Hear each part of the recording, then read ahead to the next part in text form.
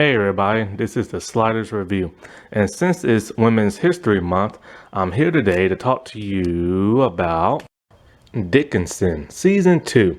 Dickinson is a show that Season 2 came out in 2020, and it's on Apple Plus. It was created by Alina Smith. The show, Season 2, takes place about, a year after Season 1.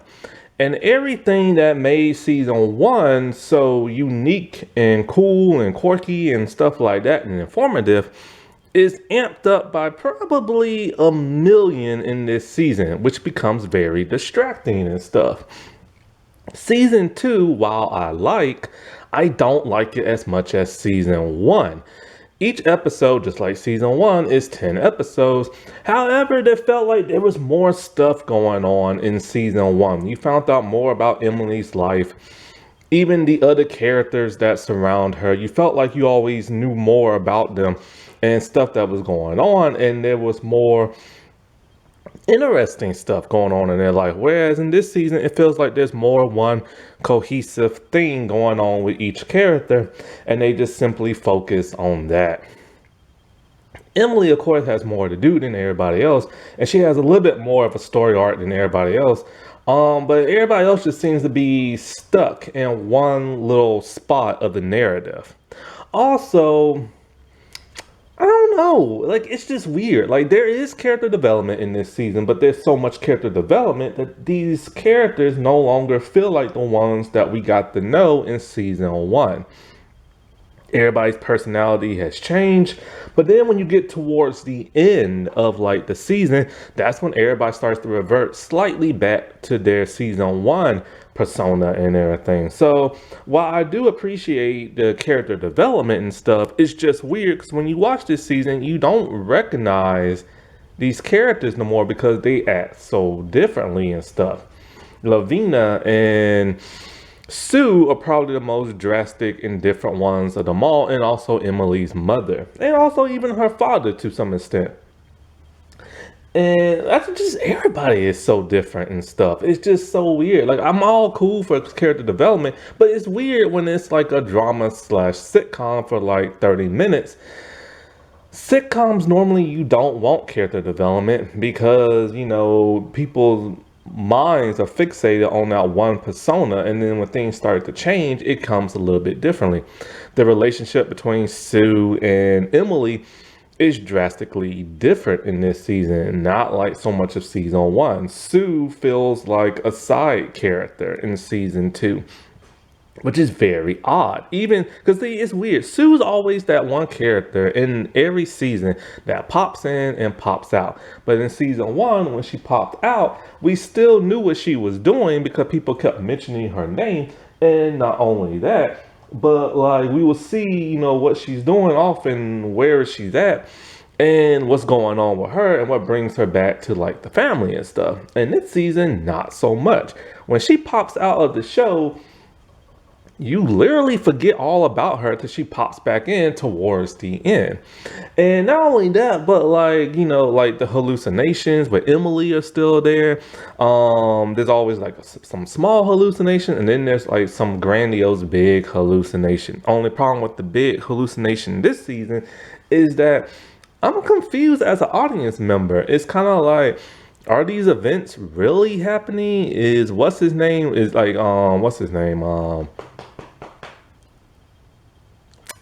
What's the brother's name?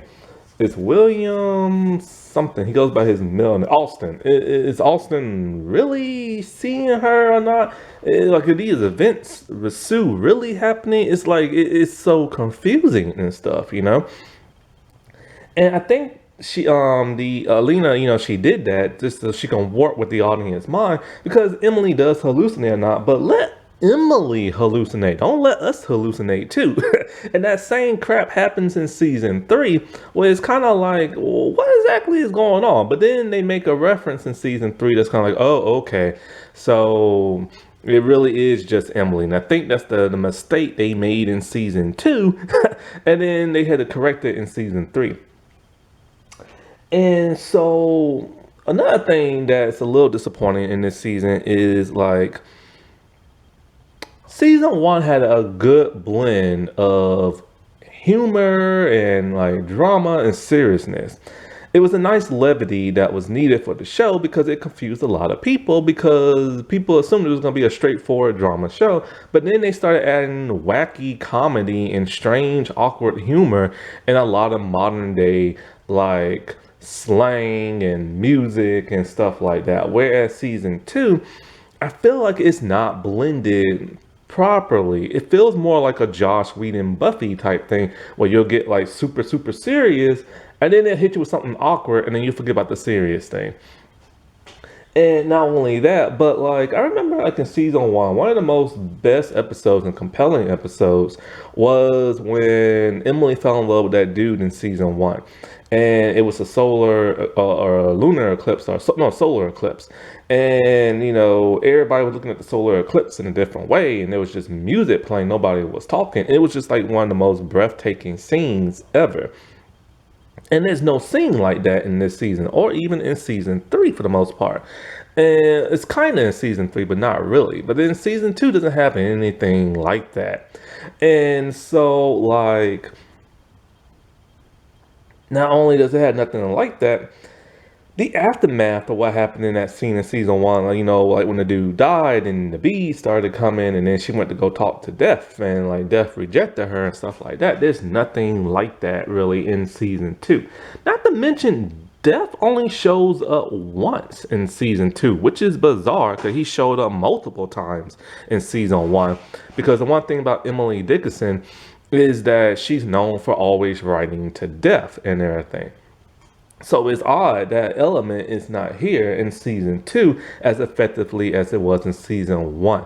Now their version of death, like I said in season one, is like Wiz Khalifa dressed similar to that, the voodoo like deity from like, you know, New Orleans and stuff like that. And voodoo culture. And so like it's a striking image and everything, but he's not here in season two that much, so it feels like odd. Maybe the rapper has stuff to do and couldn't like travel, but then that's when you like hire a local and an actual actor and like you have them fulfill that role and everything. Because even in season three, he's barely in season three. Like he's only in season three for like one or two times and that's it. And not to mention, he's like in season two, apparently he made up with Emily, but that happened completely off screen and everything. And not only that, but it's because this season takes place about 9 to 12 months after the first, a lot of stuff has been going on like off screen that we don't get to see, and this is what causes a lot of the character development and the certain awkwardness. And the same thing happens in season three, so it's kind of like it sucks because you want to see what happened between those 9 months and stuff like that, you know. And it's just because there's so much stuff that happens off screen that it's kind of like, well, hold up. Season one, this person had a falling out with this person stood up to this person, you know, and all kind of stuff. And we just don't get to see it. So it becomes a bit of a drag. So what exactly happens in this season? Well, let's get down to some character development and some character profiles. Not really quite sure who I'll get into first. Maybe I'll do the squad. The squad is pretty much exactly the same as they were in season one. However, in season two, they are now no longer racist towards black people. What changed all this? Heck if I know, because it's not explained. Because there are free black people up in the north from where they're at. And there are tons of black people in society where they live that get along like perfectly with white people. You always see them chatting and stuff like that. And so like, but then those that work, black people who work for like, you know, white people homes, those are the people they discriminate against. So they discriminate against them in season one, but now in season two, they're completely perfectly fine, even with that of Henry, who they discriminated against in season one. Like I said before, in season one, this was very shocking to me because when you watch this show, you assume it's gonna be old school, typical, like, America, where like they hate on blacks and this and that. But then you see tons of black people in the background getting along with whites. You see that gay Asian dude who hangs out with the squad and everything. And not only that, but the show has this weird quirkiness of using urban ghetto slang with all this like white characters and stuff. But then the most shocking thing in season one was Henry was discriminated against, and that yes, they are about to go into a civil war, and they are trying to round up free black people and make them into slaves and stuff. People from the south coming into the north, stuff like that. So it was very shocking. But as for the squad, for the most part, they are exactly the same as they was before. They pop in, they pop out, they hang out. Not so much with Lavinia no more, but pretty much with Emily and Austin now, but mostly Austin. And so the leader of like the squad, I forget her name, the blonde, well, one of the blonde girls, because there's two.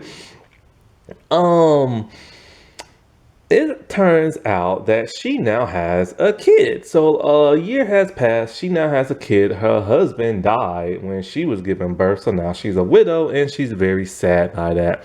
And she's also upset because she's a hot widow and everything. But then in one episode towards the middle, when Austin is upset about something, he kisses her. And then she's all like, oh, we shouldn't do this because blah, blah, blah, you're married. And then supposedly that is the end of that for the entire season. But for the most part, the squad really doesn't do anything. Now, as for the gay character dude, he is mostly seen around that of females and of the show. But nobody picks up that he is gay. Because if they were, well, it would not end nicely for him. And they never really explain exactly like, how he is an Asian man accepted amongst whites, because if you go back and watch shows like The Warrior and stuff like that, that Asian people were not accepted by white people in America. Heck, not even in the 1970s they wasn't and stuff. So it is kind of baffling when you see the black people get treated badly, but then he is just like whatever. And but then it turns out he did used to be friends with Austin. That is how he met like the other the female members of like the squad and stuff like that. And he has a hard time fitting in with Austin and his other male friends and stuff. There's one episode towards the end when Austin wants a reunion of his college friends, and this one dude whose name I have no idea was one of those members in college, and so that's how like they met and stuff. And it's funny because he like throws something to him to catch and he can't catch and everything else. And so like that's pretty much just the squad. Emily Dickinson. No, not the poet Emily Dickinson, but her mother, in which she is named after. So, her character is drastically different from last season. In last season, she wanted nothing more but to be the happy housewife who serves her man and try to marry off her daughters and stuff. And the idea of cooking and cleaning was just like everything to her. This season, you don't see none of that. It's like she's a completely different person.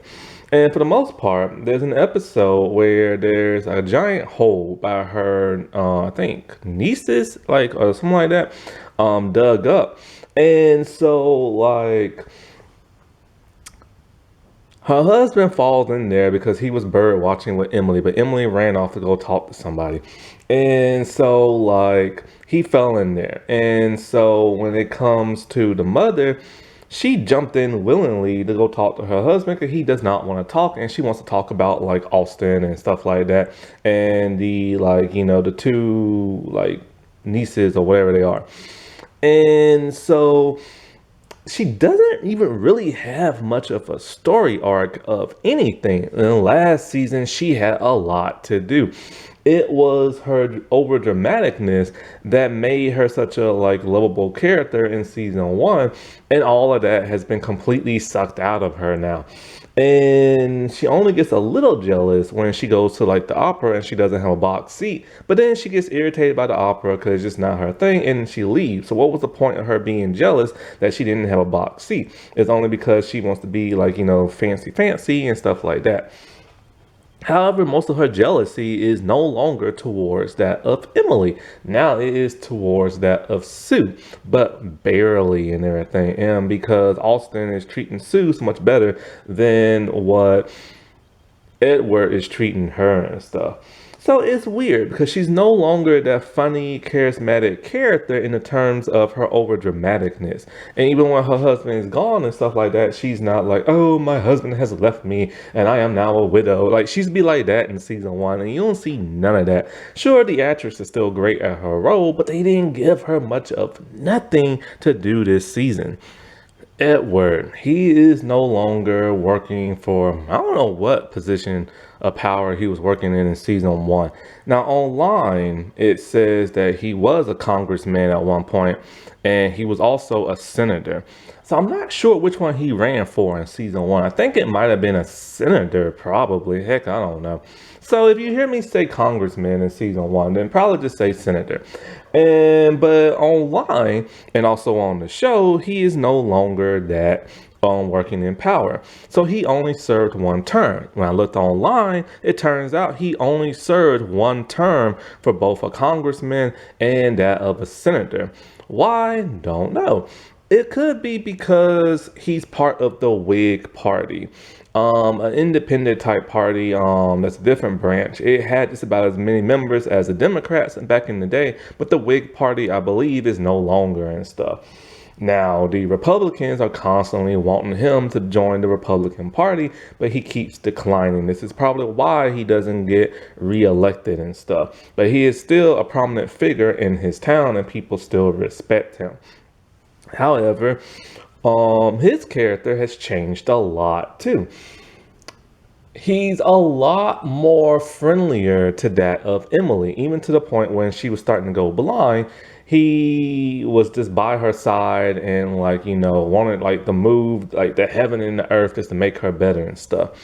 And when it comes to that of her poetry, and when one of her poetry gets published in the Springfield Republican, he's totally okay with that, and he's not upset whatsoever. This is strange and bizarre because last season he was very adamant against that. He did not want Emily besmirching his family name and having that of a female poet having her stuff published in like a paper where tons of men could read it and stuff. This is a drastic change from his character of that of last season. What changed and everything? Nobody knows because it's not explained. And that's a problem with this show. So much stuff that happens off screen is never explained in the next seasons and stuff. And so, like, I do believe he was probably a senator in last season, because now in this season, he wants Austin to, like, once again, like, join the law firm and everything. He's taking an interest in the Springfield Republican and wanted to donate money there and stuff like that. And so pretty much just him and Emily are constantly bonding this season. And it's weird because his hatred and sternness towards her from last season about the whole poetry stuff is completely diminished. Betty has a very small role this season. She has a bigger one next season. She is the wife of that of Henry and everything. And she just pretty much is like, she's a seamstress. She sews for like the local town and people just love her. But she becomes more interesting in season 3. At least they give her something a little bit more to do. Hattie, she is one of the maids of the Dickinson family. She mostly works for Austin and Sue in their home that's next door. And basically, she's a person who does like seances. They only do like one in one episode. After that is never really mentioned again. She's just there for comedic relief. And that's literally it, but modern day comedic relief. And like after this season, she's never seen again. She was not in season 1 and she's not in season 3, and she's never mentioned again after appearing in season 2. Henry is very mysterious this season. And at first, they're leading up to his mysteriousness. Like, what the world is he doing? He's organizing something. Him and Austin are a little bit more chummier this season. And so, like, there's something he wants to do in the barn. And so, Austin, not sure exactly what he's talking about, but probably thinks it's something sexual. Like, oh yeah, you do whatever you want in that barn and stuff. But what exactly is he doing in that barn? And what exactly keeps coming to the house? What is later revealed is a printing press. And he had it installed in the barn, and he wants Austin to help him fund certain things to send newspapers out to that of the South, because the Civil War is starting to brew. And so Austin agrees. He thinks it's great. And this is like a printing press for like a black newspaper, something that was around back in those days, something I never knew about and stuff, because they don't teach you that in history lessons in school. And it's weird. You have to learn your history, especially black history, from TV shows, fictional slash factual history show, period shows and fiction shows, whatever.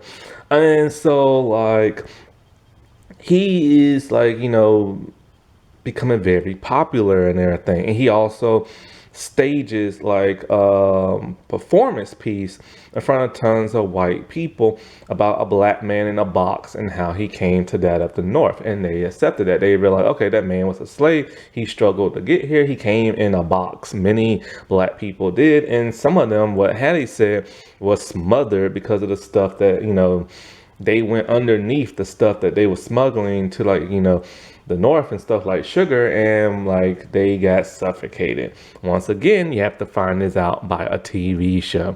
And so like he throws this huge party in the barn with other black people because his newspaper is starting to change minds of that of black people, and they're starting to join that of the Union Army to fight, for their freedom and everything. Because if the South wins, they're back to being slaves and stuff. And it's also making an influence on those black slaves that are down in the South to rise up and join the Union and everything. So I don't care what the father of Smallville says and everything, with his stupid, ignorant behind talking about when he made a YouTube video, hey, if the Confederacy was so terrible and bad towards black, why did free black slaves live there? You're a jackass. That's all I have to say. Seriously, they could not leave willingly and go to the north. Because just like in season 1, and just like in history, even if a free black person was to be like in the north, right? Or say they was a slave in the South and they ran to like the north to be free, or even if you was born a free black person in America and in the north, they didn't care. They would still go up to the north and kidnap your behind and bring you back down to the South. And if you was a runaway, they would really go up there and get you. And the white people had to like agree with that, because if they didn't, then they would be charged with crimes as well. So, father from Smallville, who thinks he knows everything, let me just say, I am so glad that like your wife took you to the cleaners when she divorced you. I can be nasty and ignorant too.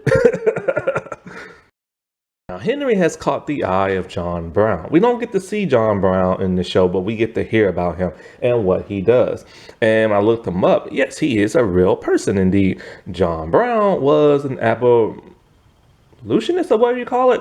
He did not like slavery. He hated slavery and stuff like that. And he tried his best to free black slaves and also stage protests. He had an organization called like the Secret Six or Secret Seven, and they was working to free black people. However, sadly, because peaceful protests were not working, he told the people it's time to start getting violent, and because of that, he became like a type of war criminal and everything. He was later captured along with some of his accomplices, and he was hung. Now, I get what he's saying, you know what I'm saying, but violent protests never work out well. We see what violent protests have led to in this country, and this is why they should never be allowed. However, also, Henry's black newspaper organization is starting to rile up some people in the South, white racist people, and they have threatened the life of Henry and his family. His wife is upset about this. And so, like, she urges him to stop, but he does not want to stop because he feels like, if he stops now, black people will not have a voice and we will never be free. And so he realizes he started a movement and he must press on. But things get very, very, very bad when John Brown is assassinated, or executed, I should say. So this now puts his family in harm's way, and he tells Austin he has to get his family out of town and stuff. However, we don't really see that happening. His wife and daughter, they stay in town, but it is now Henry who has now fled. And Henry is on a mission. Where exactly is he going? Well, it turns out in season 3, he is headed down south. And he is headed down south to help in the war. He wants to help the Union Army win against the South so, black people can be free. Now, as much research as I did on Henry, because he does a lot more in season 3. Henry's a cool character and everything. I like the actor who plays him. This actor can act off his behind. I hope he gets more roles and stuff, because Henry's a very well-spoken man. He can read, he can write. And, but sadly, he is forced to just be like a stable type boy in the house of the Dickinson home until he branches out. As much research as I did, I don't think he's based off, or he's not a real character in real life, but I think he is based off an actual man named Henry.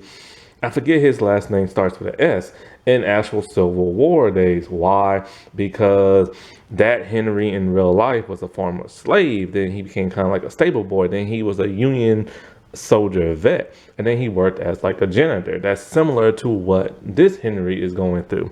Lavinia is completely different in this season. She has more of a story arc than she did of that of last season. And last season, she was just in her own world doing whatever awkward, weird, silly thing her mind could come up with. She was very stupid in season 1. And this season, however, she is drastically different.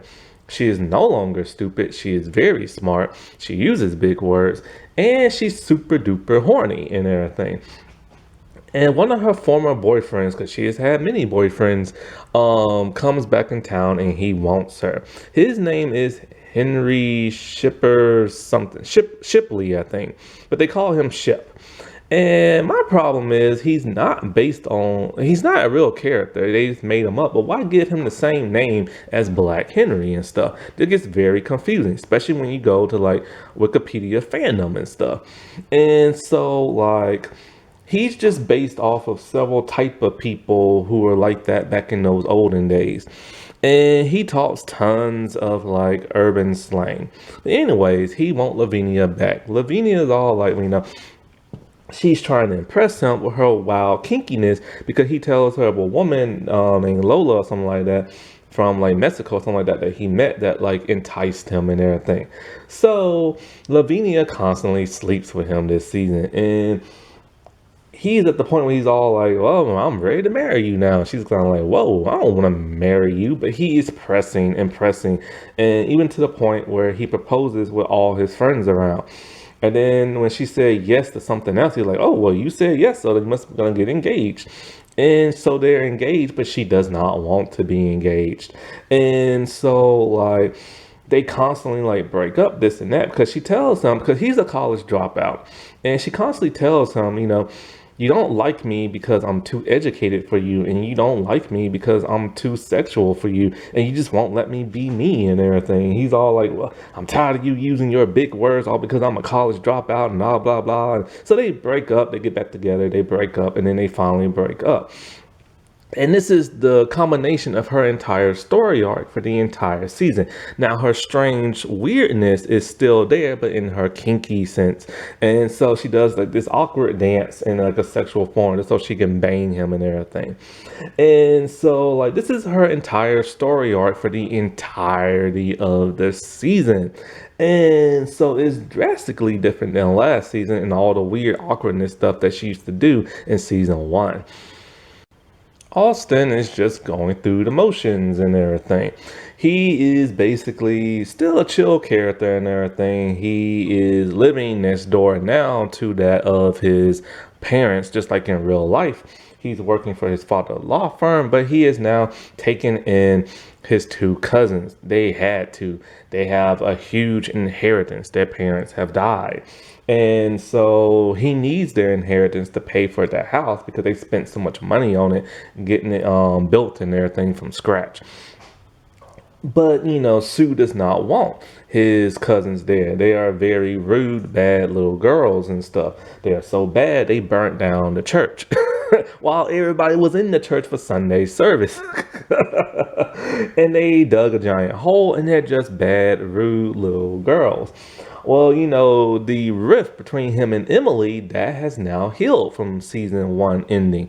What healed it? We don't know. And everything, because it's never explained. And so, he is helping, like I said before, Henry out and stuff like that. And so him and Sue are starting to become more and more distant again, but we don't know why exactly. And then we see him kiss that blonde girl who's part of the squad. So it's like, why is he cheating and stuff like that? But the blonde girl doesn't want him kissing her because, he's married to Sue. And so, we don't know what's the deal between him and Sue, but he's very distant and acting a little cold towards her. When his friend Razor shows up, he's excited and he throws a reunion type thing. And so one day when he is talking to that of Emily, she reveals something she saw between Sue and another man. And he reveals he knows. He's known for months. This is what's caused him to be distant and cold towards Sue, her adultery and everything.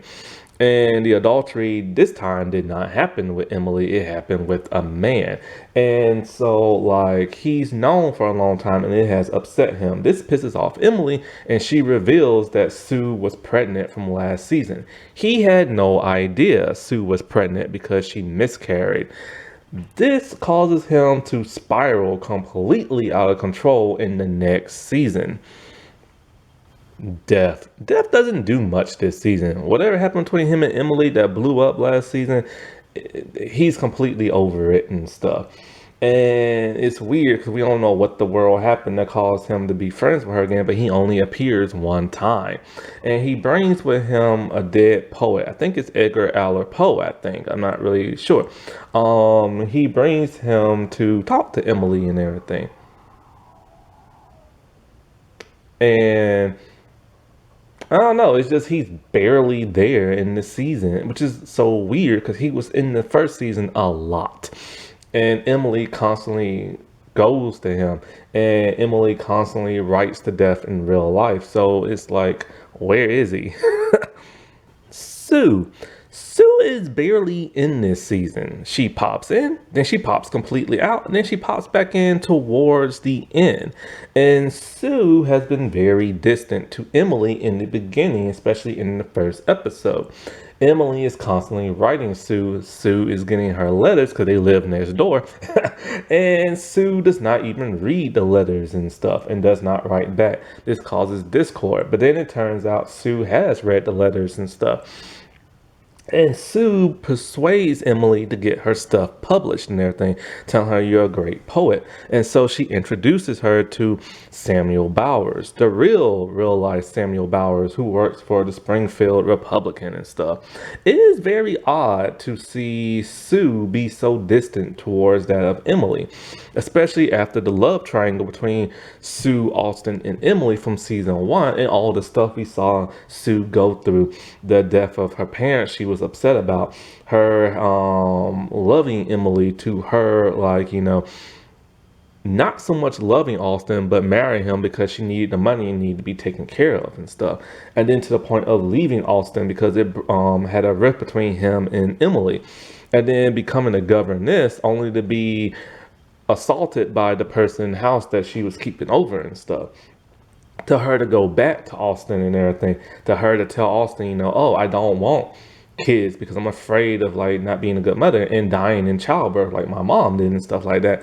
Only, or no, I don't think her mom died in childbirth. I can't remember. But anyway, and then from that to her being pregnant at the end of season 1 and marrying Austin, and her suddenly being okay with it to her miscarrying, and of course she is upset by that. So we don't get all this good resolution from season 1 because she's barely in season 2. And she keeps putting Emily on to that of Samuel and everything. And so, doing a weird hallucination of Emily's, she sees Sue clickety clacketing with Samuel and everything. Much to my surprise and everything. And because he's known for being like, a person who only takes on female writers and poets just so he can hook up with them. But Sue is extremely good friends with Samuel's wife. Sue is a terrible character in my opinion. And it's like because she's always messing around. Like she's in love with Emily, but she can't be with Emily because she is a woman.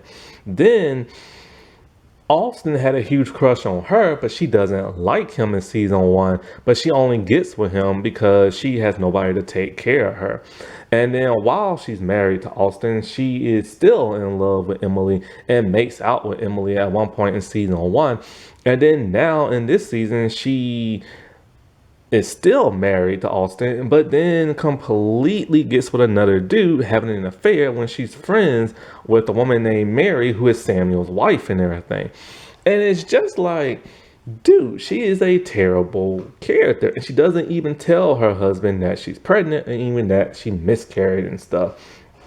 Then she reveals to Emily, the reason why I put you on to Samuel is because something about I wanted you like to be happy and something like that, and I wanted your stuff to get published. But then she's all like, I came back to you because I want you and I love you. And then there's a scene where her and Emily literally just like do each other and stuff in like a tub.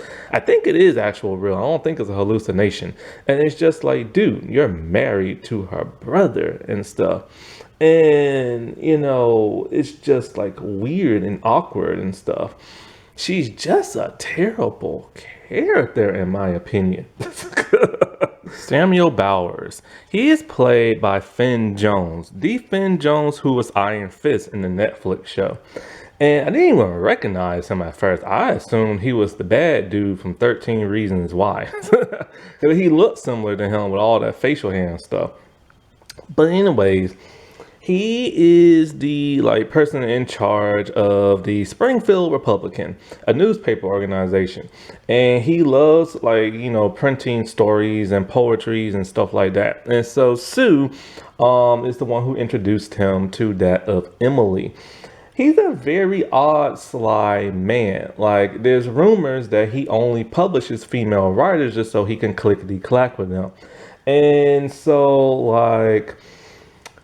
you get that impression that he is like that, and you don't really know if he is or not because of how it's written. And I do like that. It's a little bit of a misdirection and everything, and it's a really odd twist. But then there's another big twist at the end when he does it with Sue and everything.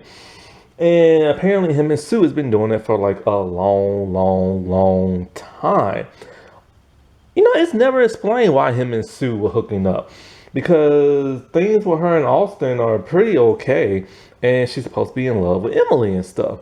So this is part of that weird writing in season 2. Something about the season 2 just isn't clicking as well as the other seasons.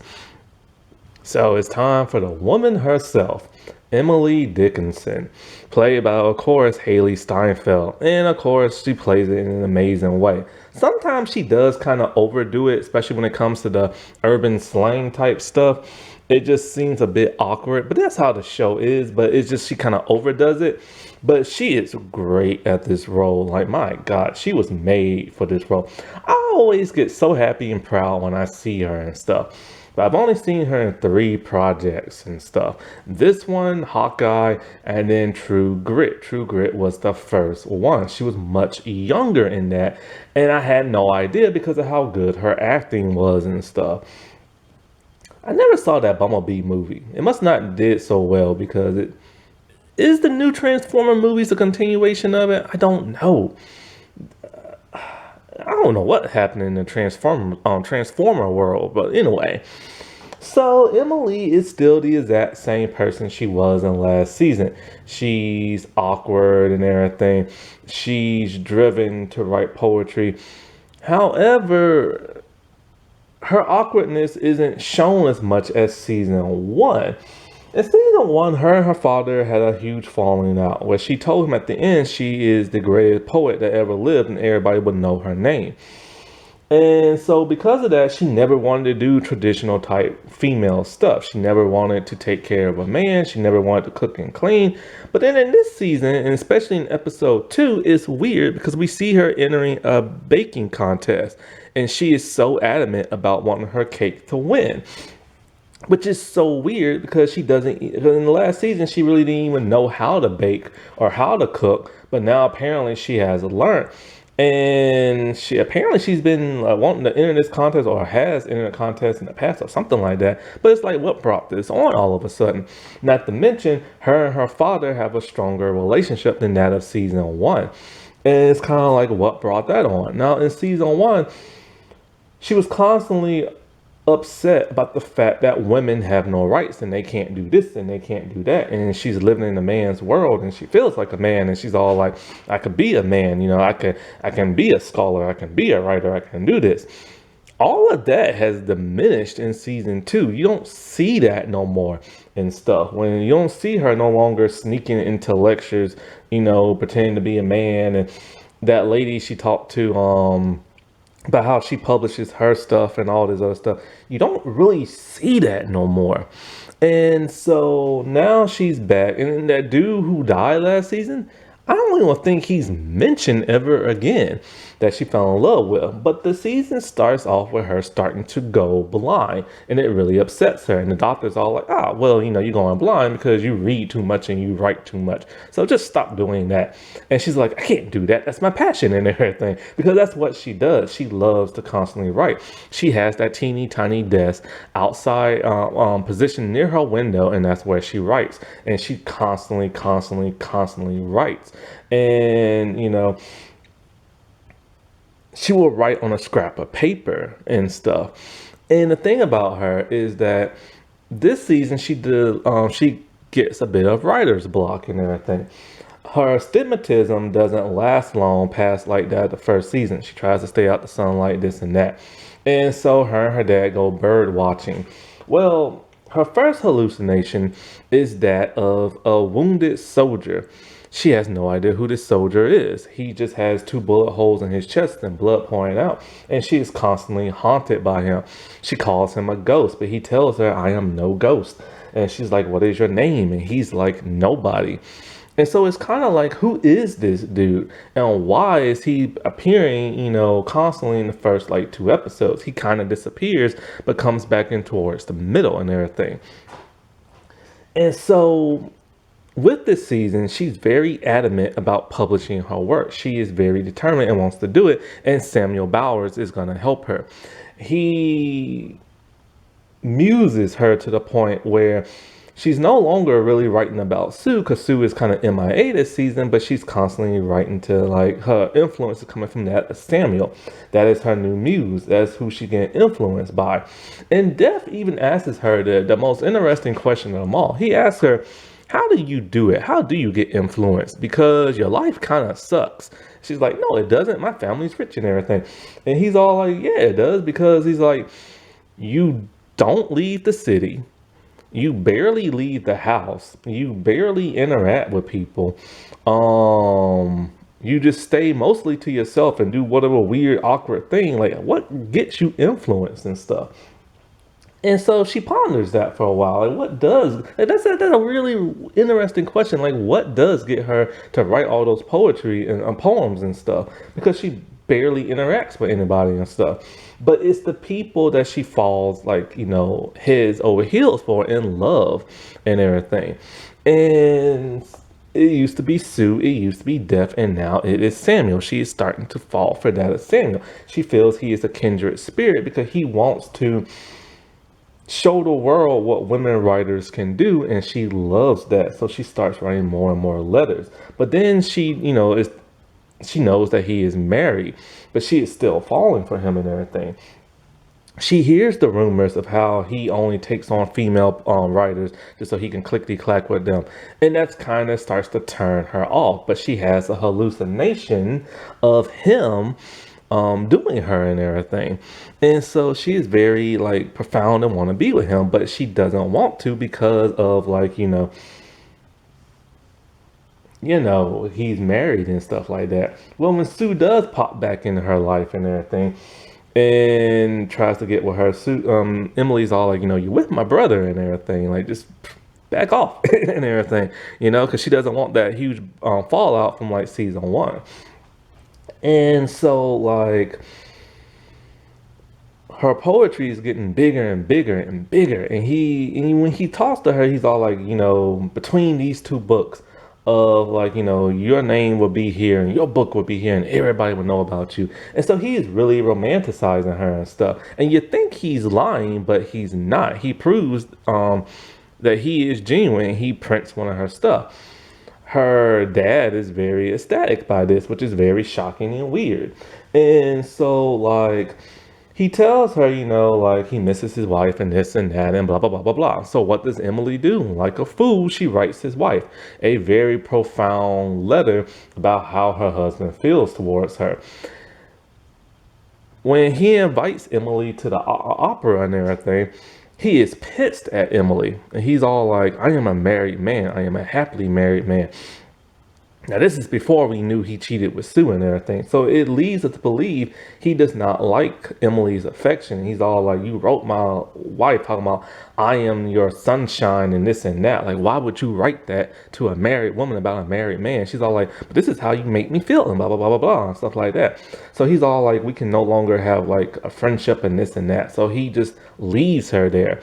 And so she becomes very immersed in that of the opera. And she talks to the performer. And the performer's all like, oh, even though I do this and I have all these fans, I hate this. I hate performing and blah, blah, blah. And it's always the same. People think they know me, but they don't. And then so she takes Emily to the stage of the opera. But it's another hallucination, maybe, of Emily's and stuff. And so, like, we're not really quite sure. This is supposed to lead Emily into her, not wanting to be published and like being just constantly by herself in her house. And so like, oh, what was it? It was something. Oh, because she published her stuff, she now has writer's block. She is starting to wonder if she made a mistake putting her poetry out for the whole world to see. Well, in a huge hallucination, I mean, it's a huge one. The dude, the guy who's now known as Nobody, the dead person she keeps seeing, who she has no idea who he is. He tells her, well, since you're invisible now and nobody can see you, why don't you go out to the world and see what people think of your poetry? So she goes out into the city, and everybody she knows doesn't like her poetry. The squad doesn't, like tons of other people don't. And this really upsets her. And then she goes to like the barn where the black people are partying and stuff. And she's there dancing along with them and getting drunk with them. And Austin shows up. And Austin's like, Emily, we've been looking for you all day. And so he takes her outside and he talks to her and this and that. And so you think, oh, okay, maybe she wasn't hallucinating when she was in the barn and they were just dancing along with her. But then Hattie's all like, who is Austin talking to? He's like literally talking to thin air, letting you know this is still part of the hallucination. So it's confusing to the audience. So Emily is hallucinating, pretending to be invisible, but she is truly really talking to Austin also in real time. So it's confusing to the audience, and it's so confusing that it leaves you wondering what the heck. This is why this show leaned too much into humor this season. And they had to fix that in season 3. And so, like, while still hallucinating, thinking she's invisible to the world and everything, she sees Samuel clickety-clacking with that of Sue. She tells Austin, but like I said before, he already knew, and she reveals that he had a miscarriage child. So, at this point in time, she doesn't want nothing to do with Samuel no more, and she does not want her poems to ever be published or at least by him and everything. And so he's all like, no, we can make lots of money and blah, blah, blah, blah, blah. But she's giving him all her poems and stuff. Now, I don't know how much of this is real truth to the point of her knowing Samuel.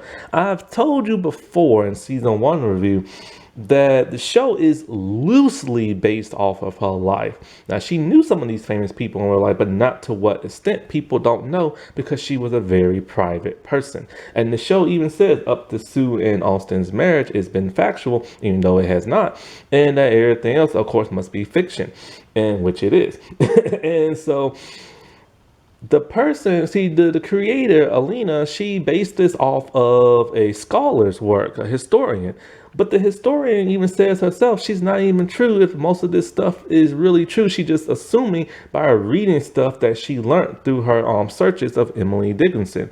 And so we don't know if any of this crap is real. But anyways, we do know that, like I said before in season 1, it was Lavinia and it was Maggie, the maid, who published all of Emily's stuff when Emily died, because Emily did not want her stuff to be published.